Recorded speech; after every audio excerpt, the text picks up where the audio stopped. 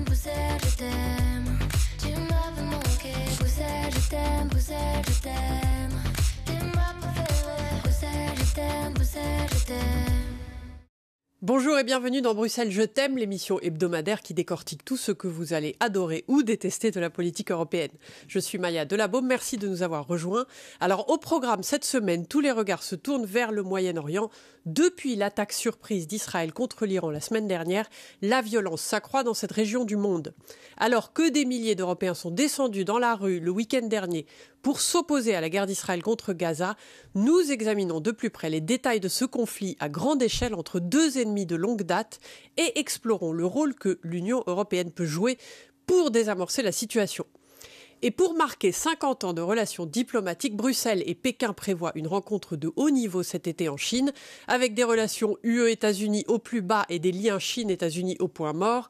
Les responsables européens espèrent que ce sommet sera bénéfique pour chacune des parties, mais avec des intérêts si divergents, nous nous interrogeons sur la manière dont l'UE équilibrera gains économiques, autonomie stratégique et valeurs. Alors pour parler de ces sujets, j'ai le plaisir d'accueillir sur ce plateau Fabrice Potier, directeur général du cabinet de conseil politique Rasmussen Global. Bonjour Fabrice. Bonjour Maya. Héloïse Hardy, reporter pour le journal The Parliament Magazine. Bonjour Héloïse. Bonjour Maya. Et Yossi Lemkovitch, rédacteur en chef du European Jewish Press, qui est une agence de presse spécialisée sur l'Israël. Bonjour Yossi. Bonjour. Alors merci à vous trois de nous avoir rejoints. Avant de commencer notre débat, je vous propose d'explorer le sujet principal de l'actualité. On regarde sur cet écran.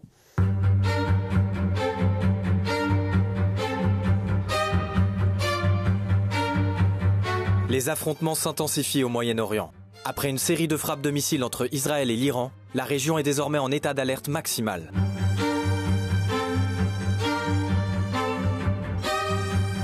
Tout a basculé après les attaques israéliennes visant les infrastructures nucléaires et militaires de Téhéran, alors même que l'administration Trump menait des négociations avec l'Iran sur son programme nucléaire.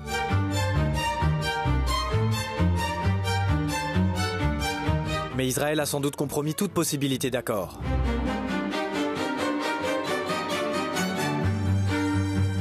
Washington a d'abord pris ses distances avec les événements, tout en avertissant l'Iran qu'une riposte contre des installations américaines entraînerait des représailles.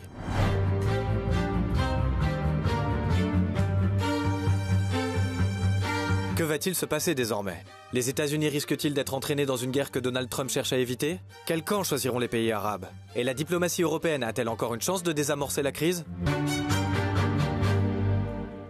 Alors Fabrice, je me tourne vers vous. Avant de parler de diplomatie européenne, on le sait, Israël et l'Iran sont des ennemis de longue date et ils se préparent à cette guerre depuis très longtemps, on le sait. Mais à quel point aujourd'hui la situation est-elle véritablement dangereuse ? C'est-à-dire à quel point on est arrivé aujourd'hui à une situation incontrôlable ? Je pense qu'on est en plein dans l'escalade des deux côtés. Il y a clairement une volonté du régime iranien de résister, de répondre aux attaques israéliennes. En revanche, le contexte est assez intéressant dans le sens où je pense que la rue arabe célèbre l'opération israélienne. Ne célèbre pas nécessairement Netanyahou, mais est en plein soutien de ce que Israël est en train de faire, puisqu'il ne faut pas oublier qu'on traite ici d'un régime, le régime des ayatollahs, qui depuis plus de 20-30 ans sème la violence, l'instabilité dans toute la région, notamment au Liban, en Syrie. Et donc, c'est pas seulement Netanyahou qui est en guerre contre les ayatollahs, c'est toute une région qui voit enfin un régime, pas un pays. Je pense que la région n'est pas en guerre contre l'Iran, mais il y a clairement une guerre contre un régime qui oppresse sa population et qui oppresse aussi la région. Oui. Alors, Héloïse, justement, est-ce qu'on peut dire aussi qu'on est à un stade aujourd'hui où cette escalade devient fondamentalement dangereuse ? Oui, je pense que c'est vrai, c'est très dangereux, mais ce qui est important à pas oublier, c'est que tout change chaque minute, chaque heure. On ne sait jamais ce qui va dérouler d'une heure à l'autre à cause de tous les acteurs qui sont en jeu ici. Il y a Trump, il y a Netanyahou, il y a Ayatollah en en Iran, on ne sait vraiment pas ce qui va se passer. Ça se peut que ce sera fini dans 2 jours, dans 1 semaine, dans 1 mois. Je crois que c'est impossible à dire ce qui va se passer demain, ce week-end, la semaine prochaine. Du coup, je me tourne vers vous aussi, parce qu'il y a quand même une question qu'on se pose, c'est jusqu'où va aller Israël aujourd'hui ? Tout d'abord, vous connaissez, vous êtes... Tout à fait. Ouais. Tout d'abord, une petite précision par rapport à ce que vous aviez dit, Maya, si je peux me permettre. Vous parliez de la guerre d'Israël contre Gaza. Il s'agissait de la guerre d'Israël. En fait, c'est la guerre contre Hamas, plutôt. Je pense qu'Israël n'est pas en guerre contre la population de Gaza. C'était une première... Maintenant, pour répondre à votre question, je pense qu'Israël veut aller jusqu'au bout parce qu'elle estime que elle se trouve face à une menace existentielle. C'est la survie d'Israël qui est en jeu par rapport au régime iranien, par rapport au programme nucléaire iranien. Vous savez qu'ils sont... Et les services de renseignement israéliens étaient bien informés que l'Iran était à quelques jours près d'obtenir la bombe nucléaire qui était là pourquoi ? Pour détruire Israël. Jusqu'au bout, ça veut dire quoi, jusqu'au bout ? Jusqu'au bout, c'est-à-dire démanteler complètement le programme nucléaire iranien, c'est-à-dire qu'il n'y ait plus cette menace nucléaire contre Israël. Deuxièmement... Donc attaquer les sites nucléaires, notamment Fordo... Notamment Natanz, ça a déjà été, Fordo, mais Fordo... On attend l'implication éventuelle des États-Unis parce que vous savez que Fordo se trouve très sous terre. Je crois que c'est 80 mètres sous terre. Donc on a besoin de bombes spéciales américaines. Aussi, Israël veut absolument, et ils ont commencé à le faire, c'est éliminer la chaîne de commandement du corps révolutionnaire d'Iran, c'est-à-dire finalement le régime iranien. Et puis, troisième chose aussi, c'est démanteler, parce que c'est ça la menace quotidienne. Qu'est-ce qu'on voit ? Les missiles balistiques, les missiles iraniens qui touchent non pas des sites militaires israéliens, mais des Alors justement, si on se penche un peu sur le nucléaire, je me retourne vers vous, Fabrice, la raison profonde de cette attaque israélienne contre l'Iran, parce que vous en parliez, il y a eu des négociations en cours il n'y a pas très longtemps avec les États-Unis. Alors, il y a un accord aujourd'hui signé par l'Union européenne, par l'Iran et par les États-Unis qui est caduc, on le sait, le JCPOA, je ne vais pas dire ce que ça veut dire, mais voilà, c'est l'accord sur le nucléaire. Et les négociations étaient plutôt, dans une direction qui était plutôt propice à ce qu'un accord... Alors, pourquoi il y a eu cette attaque, justement ? Je pense que j'ai une version un peu plus réaliste ou cynique de ce qui motive Netanyahou. Je ne pense pas qu'il y avait une menace immédiate. Même les agences de renseignement américaines ne corroborent pas la notion qu'il y avait une menace de quelques jours vers ce qu'on appelle la weaponization du programme nucléaire iranien. Je pense que ce que Netanyahou est en train de faire, c'est ce qu'il a commencé quand il a commencé la guerre contre Hamas, en réponse aux attaques barbares de Hamas sur le territoire israélien, ce qu'il a fait contre le Hezbollah. Et non, il va en fait à la troisième racine du mal dans la région, qui est le régime des ayatollahs. Puisque ce qui est vrai, ce qu'il faut comprendre, c'est que le programme nucléaire iranien, on peut le supprimer, mais on ne va pas supprimer, si on ne supprime pas le régime, ou ce qui motive le régime pour avoir un programme nucléaire, on aura toujours un problème. Il y aura toujours une menace. Donc en fait, je pense que Netanyahou s'est embarqué dans une mission dont la fin logique, ce n'est pas simplement de détruire les installations, la logistique du programme nucléaire iranien, c'est en fait de supprimer le régime actuel en Iran, qui est la cause de ce programme nucléaire. Et là, on rentre dans des dynamiques et dans des escalades très dangereuses. En revanche, en termes d'escalade, je pense que les deux côtés sont toujours dans une escalade, mais il y a une certaine retenue. Et les États-Unis font en fait, Trump fait ce que Biden a fait quand il y a eu la première tension, conflit entre l'Iran et Israël, c'est-à-dire qu'ils sont dans le background, ils déploient certaines capacités dans la région pour pas nécessairement les utiliser, mais pour tirer une ligne rouge avec les Iraniens en disant vous pouvez faire une escalade jusqu'à un certain point, mais au-delà de ce point, on interviendra. Oui, mais une intervention militaire américaine, elle est possible, elle est probable. Héloïse, est-ce que ça serait une bonne idée? On ne sait toujours pas, comme j'avais dit, comme vous avez dit, que ce que Trump va faire. Probable, on ne sait pas. Ce qu'on sait, c'est qu'il y a beaucoup d'influence en jeu. Certainement, les États Golfe aussi, ils ont, depuis le premier mandat de Trump, ils ont eu un rapprochement avec l'Iran. Eux, ils vont la paix dans la région, et c'est certain que Trump, il est très reconnaissant de ce qu'ils pensent les États Golfe aussi. Alors, il y a beaucoup d'influence sur Trump.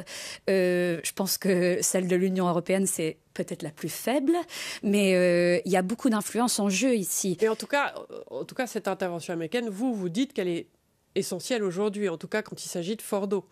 Oui, absolument. C'est essentiel et ça pourrait être un game changer aussi dans la région. Mais on parlait de l'Union européenne d'ailleurs. Je pense que et ce sera sans doute un sujet qui doit être abordé. On parlera de l'Union européenne et de l'inaction de l'Union européenne après. Mais justement, on va écouter un peu une autre voix sur ce sujet. C'est celle de Lina Aburuz, spécialiste en affaires gouvernementales chez Forward Global, qui est le leader européen de la gestion des risques. On l'écoute. Ce conflit ne sera pas de courte durée, c'est certain. Dans l'esprit des Israéliens, c'est une menace qu'ils évoquent depuis 1992. Ils alertent Benjamin Netanyahou depuis des années sur le fait que l'Iran développe l'arme nucléaire et devient une puissance nucléaire. Pour les Israéliens, il n'est plus question de faire marche arrière.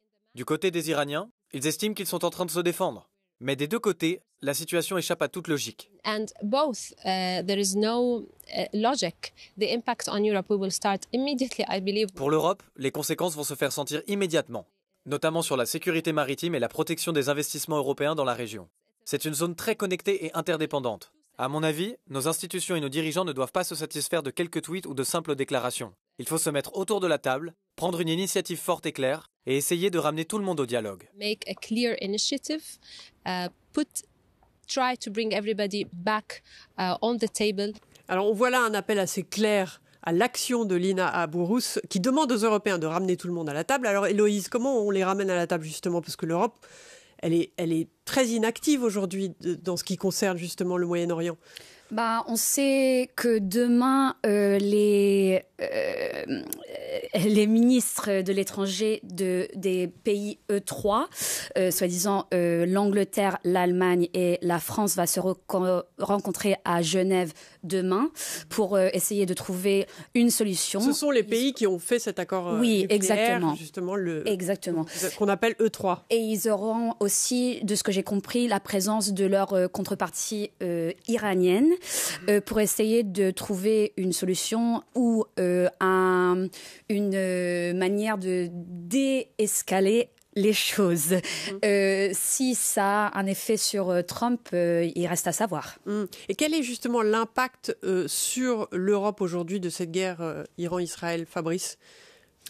Parce que Lina mentionne la sécurité maritime, la sécurité... Oui, effectivement, mais je pense que ce qui est intéressant, c'est premièrement, c'est un constat de faiblesse, d'absence d'influence sur le jeu géopolitique et dans notre région, plus que dans la région pour les États-Unis, premièrement. Deuxièmement, il ne faut pas oublier que derrière l'Iran, vous avez aussi la Russie et vous avez aussi, en fond, la Chine. Qu'est-ce que ces deux puissances vont faire vis-à-vis de l'Iran? Est-ce qu'elles vont être en soutien diplomatique, en soutien actif? C'est intéressant de noter que Poutine n'a pas honoré son deal avec les Iraniens qu'il a fait pendant sa guerre en Ukraine, où les Iraniens lui ont livré et continuent à lui livrer de la technologie, notamment les drones Shahid. En échange, Poutine devait livrer des systèmes de défense antiaérienne, ce qu'il n'a pas fait. Donc je pense que c'est aussi une leçon pour la région, que Poutine, qui a toujours dit je vous soutiens, vous, mes amis, les dictateurs, et ben cette fois-ci, Poutine ne soutient pas ses amis ayatollahs à Téhéran. Et je pense que c'est un autre moment où la Russie montre sa faiblesse. Si on se réfère vraiment à l'Union européenne, parce que c'est aussi beaucoup le sujet ici, on a un outil de pression qui s'appelle l'accord d'association UE-Israël. On en parle beaucoup en ce moment. Les 27 ont demandé il n'y a pas très longtemps qu'il soit réexaminé, mais on sait que sa suspension demande de l'unanimité et qu'il n'y a aucune unanimité en Europe sur cette question. Alors comment justement on trouve la solution pour ramener les Européens à table ? à la table des négociations, en tout cas, Yossi. Mais je crois que d'abord, le message, il faudrait dire le message de l'Europe a été clair. D'une certaine façon, l'Iran ne peut pas devenir une puissance nucléaire. Donc, il faut absolument démanteler le programme nucléaire iranien. Ça, c'est une condition préalable à tout. Or, on l'a vu pendant des années, on a négocié, les Américains ont même voulu faire un accord, ça n'a pas marché, parce que les Iraniens font traîner les choses et continuent avec l'enrichissement. On l'a vu, on n'a pas 15 000 centrifugeuses pour rien. Et donc, je crois qu'actuellement, tant que le régime iranien sera là et qu'il continuera avec le programme nucléaire, avec son programme nucléaire et son programme de développement de missiles balistiques, on parle de 3000 maintenant, mais il y a un plan pour aller jusqu'à 8000. Donc l'Europe, mais l'Europe ne peut pas négocier d'une manière faible avec l'Iran.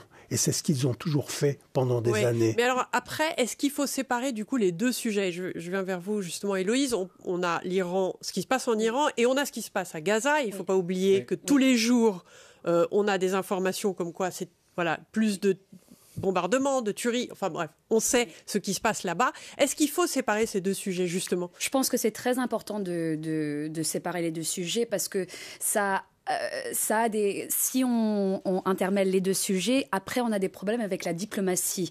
Tout est emmêlé et ça devient très très difficile. Pour la position de l'Union européenne, je pense que, de ce que j'ai compris, le rôle de l'Union, ce serait très important après le conflit. C'est-à-dire, l'Iran va probablement pas vouloir venir à la table de négociation s'il y a seulement les Américains et les Israéliens. Ça se peut qu'ils seront encouragés par la présence de l'Union à la table aussi. Mais comme vous dites, oui, c'est important de ne pas mêler tout ça. C'est deux différents conflits. Il y a l'Israël avec Gaza, Hamas, comme vous avez dit. Et il y a aussi enlever ou diminuer l'influence de l'Iran dans le Moyen-Orient. Ouais. Pour revenir un peu à l'Union européenne, justement, pardon Fabrice, mais je pense qu'il y a des outils de pression aujourd'hui, il y a un accord commercial, on peut aussi décider qu'on fait un embargo sur les armes, on peut décider qu'on fait une interdiction de tous les produits qui viennent des settlements, comme on dit en anglais. Donc, qu'est-ce qu'il faut faire exactement ? Qu'est-ce qui est concret comme réponse européenne aujourd'hui ? Mais il ne peut pas y avoir de réponse européenne s'il n'y a pas d'unité européenne et d'unité de vue sur la guerre d'Israël contre le Hamas en premier, et on n'a toujours pas cette unité. Il y a des voix très critiques, clairement, mais vous n'avez pas une unité à 27 qui dit qu'on va prendre des mesures collectives. Donc ça, c'est une chose. Et encore moins quand on parle de la guerre d'Israël contre le régime iranien, puisque je pense qu'il y a même peut-être plus des vues convergentes en disant il fait le travail qu'on n'a pas pu faire de façon diplomatique. Et juste pour terminer, le constat cynique et triste de tout ça, c'est que en fait, on va, à mon avis, accepter de laisser à Netanyahou carte blanche sur Gaza parce qu'il est en train de servir des intérêts stratégiques importants dans la région, qui est de potentiellement supprimer un régime. Mais il y a eu quand même qui a semé l'instabilité. Il y a eu en Europe un changement de ton par rapport à ce qui se passait. Oui, mais ton n'est pas décision collective, et on voit bien qu'on est toujours bloqué sur Gaza. On n'a pas pris des mesures fortes de boycott. Il y a eu des mesures peut-être au niveau bilatéral, mais pas au niveau de l'Union européenne globalement. Il y a eu des déclarations fortes, mais il n'y a toujours pas un consensus européen sur Gaza. Il n'y aura pas de consensus sur condamner ou appeler peut-être à une désescalade, mais on n'a pas d'influence sur ce jeu. Mais alors du coup, Yossi, qu'est-ce que les Israéliens, eux, attendent de l'Europe sur ce sujet ? Ils attendent surtout un soutien total. Je pense que malheureusement, il y a des... Mais le soutien n'est pas total, des discours. Gaza, il y a un discours dissonant au sein de l'Union européenne quand on entend la présidente de la Commission européenne dire Israël a le droit de se défendre. Oui. C'est ce qu'ils font avec l'Iran, qu'il faut que l'Iran a un rôle déstabilisateur dans la région, alors que la haute représentante Kaja Kallas a été beaucoup plus soft et parle de négociations, discussions. Donc en Israël, on veut, et je comprends totalement, on veut un soutien total de l'Europe à Israël, parce que je pense que vous en parliez, le chancelier allemand, Frédéric Merz, a clairement dit que Israël fait le boulot des autres. Justement, c'est intéressant ce que vous dites sur le droit d'Israël de se défendre. C'est un principe que l'on connaît depuis des décennies, on le sait, c'est historique, et c'est la position de l'Ouest aujourd'hui. Mais c'est une position qui est aussi remise en question. On le voit ici à Bruxelles. Certains diplomates disent on ne peut plus utiliser cette formule aujourd'hui. Justement, c'est ce qui a fait que von der Leyen et Mme Kallas sont sur des positions différentes. Héloïse, est-ce que justement, on est peut-être... ce principe est encore fondamentalement, aujourd'hui, un principe important qu'il faut déclamer pour l'Union européenne? C'est difficile parce que justement cette phrase, comme vous dites, on le connaît depuis longtemps, mais justement ça ne donne pas à l'Israël le droit de faire ce qu'il veut en termes de ce qui se passe dans le Moyen-Orient. Et comme vous dites, il y a une fatigue, je pense, dans la Commission, dans le Parlement, avec le public, avec cette... ça paraît comme peut-être une excuse maintenant. Et ça devient de plus en plus difficile, je crois, d'utiliser cette phrase.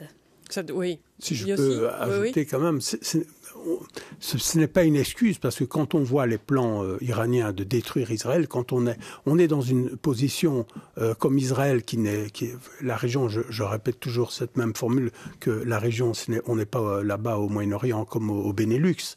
Quand on voit que Israël, c'est une guerre de survie, c'est la survie d'Israël dont il s'agit. À ce moment-là, je pense qu'effectivement, le droit de se défendre de manière préventive existe. Ok. Alors c'est une guerre de survie, on le sait. C'est sur cette note que nous pouvons clore cette discussion. Retrouvez tous nos reportages et analyses sur le conflit actuel entre Israël et l'Iran sur le site et l'application Euronews. Merci à nos 3 invités et merci à vous de nous suivre. À très bientôt.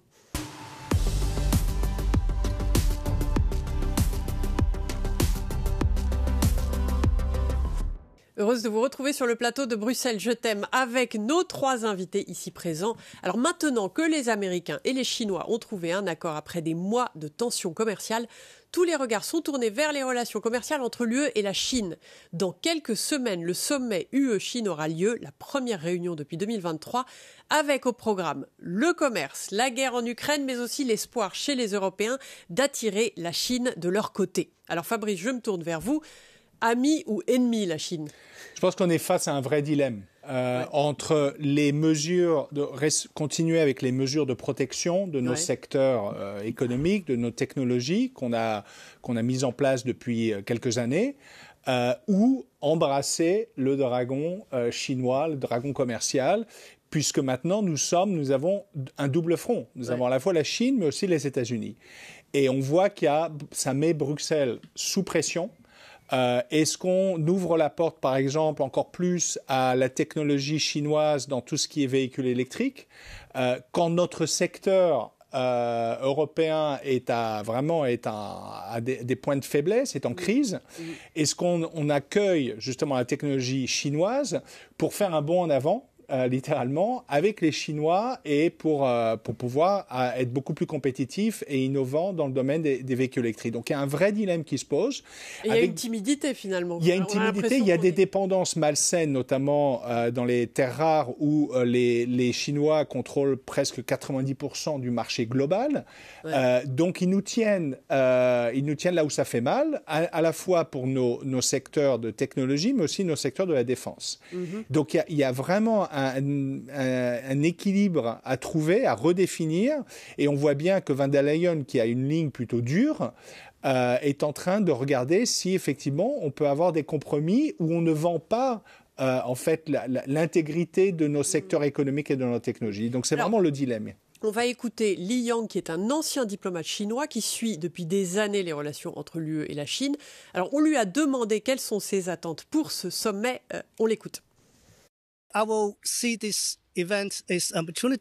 vois cet événement non pas comme une occasion de repartir à zéro, mais plutôt de redonner un nouvel élan à la relation.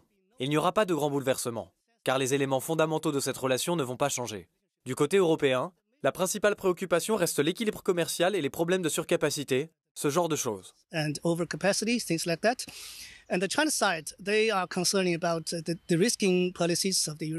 Du côté chinois, ce qui les inquiète, ce sont les politiques de réduction des risques mises en place par l'Europe et les outils de contrôle commercial appliqués aux entreprises chinoises qui sont perçus comme des mesures protectionnistes. Je pense que ces divergences ne seront pas résolues rapidement. C'est une relation d'amitié, mais avec des désaccords et des incompréhensions. Au fond, les deux parties savent qu'elles ont besoin l'une de l'autre.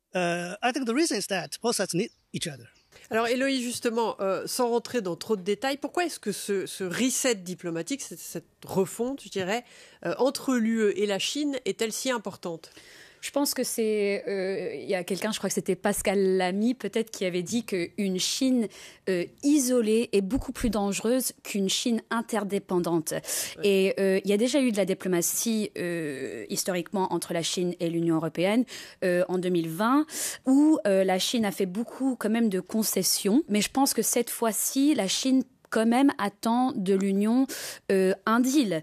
Ils veulent mais l'Union, je ne sais pas s'ils veulent ça parce qu'ils veulent que la Chine travaille sur leur consommation domestique, comme on vient de voir.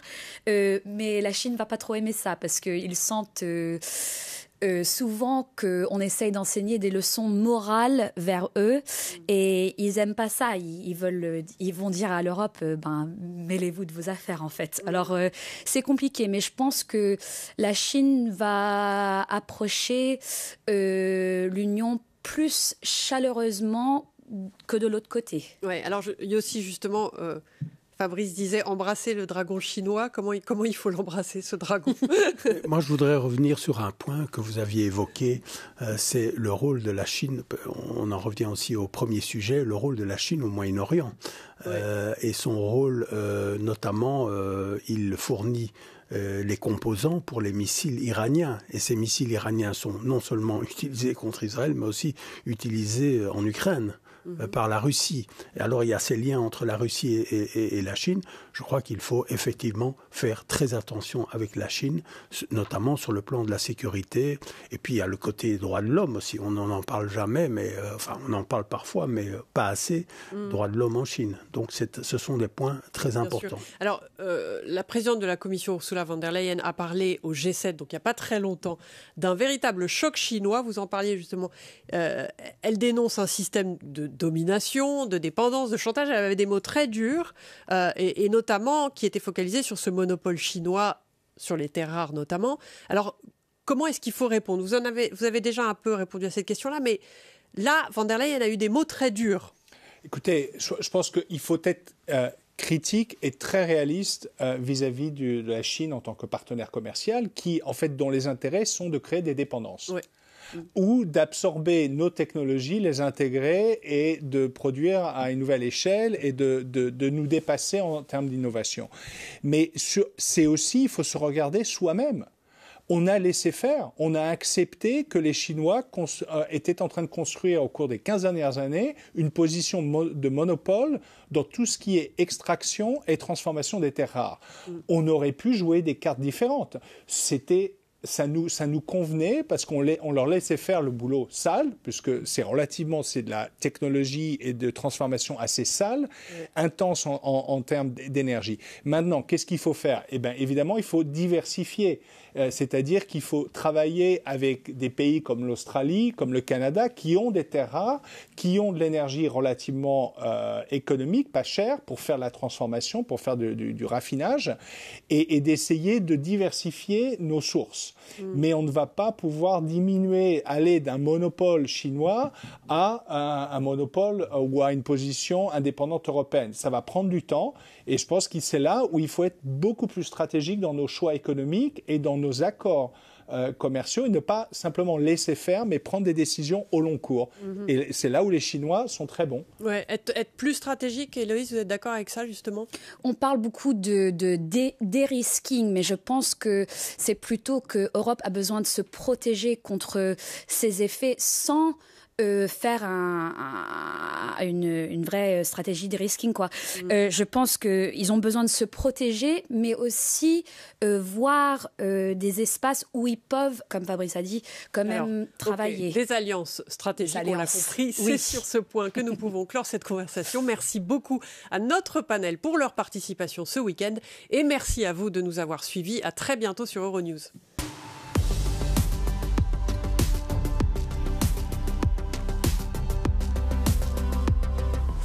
Heureuse de vous retrouver sur le plateau de Bruxelles Je t'aime avec nos 3 invités, Fabrice Potier, directeur général du cabinet de conseil politique Rasmussen Global, Héloïse Hardy, reporter pour le journal The Parliament Magazine, et Yossi Lemkovic, rédacteur en chef de la European Jewish Press. Alors un sujet qui a marqué l'actualité récente, c'est l'impact de l'usage du téléphone et des réseaux sociaux sur la jeunesse européenne. Après l'Australie, la France veut désormais interdire les réseaux sociaux aux moins de 15 ans. Emmanuel Macron s'inquiète à la fois de la radicalisation en ligne et d'une crise imminente d'anxiété et de santé mentale. Il a déclaré à France 2 « On doit interdire les réseaux sociaux aux moins de 15 ans. Je nous donne quelques mois pour mobiliser l'Europe, sinon je négocierai pour que nous commencions à le faire en France. » Alors justement Fabrice, je me tourne vers vous. Quel est votre avis sur cette question ?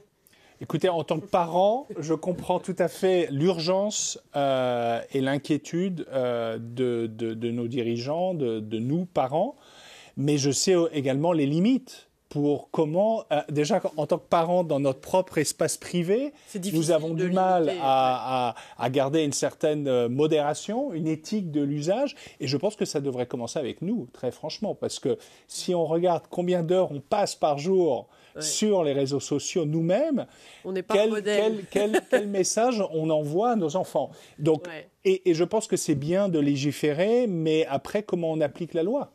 Dans les salons, dans les chambres des citoyens. Donc je pense qu'il y a une vraie tension et c'est à mon avis une des solutions, même si elle est plus diffuse, c'est l'éducation. C'est-à-dire de donner à ces enfants des outils pour ne pas lire de façon littérale. Justement, on va en parler d'éducation. Mais Héloïse, cette semaine, le gouvernement néerlandais a conseillé aux parents d'interdire à leurs enfants de moins de 15 ans l'utilisation d'applications comme TikTok et Snapchat pour des raisons, comme on le sait, de santé mentale. Alors, le contrôle des âges par la reconnaissance faciale ou la vérification d'identité, est-ce que ça risque pas justement de poser un problème juridique ? Oui, c'est un problème, et aussi il faut penser à la vie privée, soi-disant, des enfants, des adultes, parce que si on fait des manières comme age verification, la vérification d'âge, ça va pas seulement impliquer les enfants, mais les adultes aussi, et c'est pas du tout dans l'esprit des réglementaires européens comme le GDPR, le DSA, the Digital Services Act, de prendre tellement de data, de détails, de données, de détails privés des gens. Ils veulent vraiment ils vont faire ça au minimum. Alors c'est pas du tout dans l'esprit de la réglementaire européenne. Je pense du côté de Macron, le gouvernement français a déjà fait ça avec il y a eu beaucoup de gouvernements en Europe qui ont déjà fait ça. Mais si la France fait ça, ça fait de la pression sur l'Europe à faire plus vite leur réglementaire digital. Et si la France fait ça, d'autres membres de l'Union vont aussi suivre, comme les Néerlandais, l'Espagne et la Grèce veulent faire quelque chose de similaire aussi. Les adolescents, est-ce qu'ils ne pourraient pas justement contourner ces règles, parce que c'est un des risques, en créant par exemple des faux comptes, par exemple. Donc comme ils le feraient pour acheter des cigarettes ou de l'alcool. Enfin, je veux dire, il y a des risques. Bien sûr, il y a toujours des risques de trouver des solutions alternatives, mais je crois que pour ma part, je pense que c'est une bonne idée de limiter l'accès aux réseaux sociaux. Ou de l'interdire, là, dans ce cas. Oui, maintenant, il faut voir effectivement comment on peut appliquer cela et combien de temps ça va mettre pour l'appliquer. Et aussi, je pense que la difficulté, quand on voit ce qui se passe sur les réseaux sociaux, on parlait de TikTok, le harcèlement, d'autres, l'incitation à la haine aussi, et donc qui pousse souvent à des actes terribles. On va écouter maintenant une experte qui est justement docteure en psychologie, elle s'appelle Elke Gerards. It's naive to assume that if you provide an iPad or a different screen. Il serait naïf de croire que donner une tablette ou un autre écran à un tout petit enfant n'aurait aucun impact sur son cerveau. Et il serait tout aussi naïf de penser que si on ne les laisse plus jamais jouer dans de magnifiques espaces comme celui-ci, cela n'aurait pas de conséquences sur leur capacité à évaluer les risques, à se développer socialement et à interagir avec d'autres dans le monde réel. Socially develop and playing with people in the real world, but at the same time, I feel like a full ban, like... Mais en même temps, je pense qu'une interdiction totale, comme celle envisagée par Macron, risque surtout de pousser les enfants dans la clandestinité, car les réseaux sociaux font partie de l'univers des jeunes. Plutôt que de les exclure, je pense qu'il vaut mieux les éduquer à ces usages. I think it's better to educate people about it. Alors justement, le docteur Elke Gerhardt, elle parle et elle plaide pour une meilleure éducation, ce que vous, Fabrice, vous plaidez aussi, c'est ce que vous avez dit. Mais on a vu ce qui s'est passé en France, on a vu cet acte de violence, et c'est ce qui a fait que Macron a déclaré justement cette interdiction. Est-ce qu'une meilleure éducation pourrait empêcher une telle attaque ? Écoutez, il n'y a pas de solution magique, mais ce qu'on observe avec les réseaux sociaux, c'est qu'ils poussent à la radicalisation. En fait, les algorithmes nourrissent la radicalisation politique, sociale. Et contre ça, effectivement, on peut contrôler les heures ou le temps passé par les enfants dans l'usage de ces réseaux sociaux.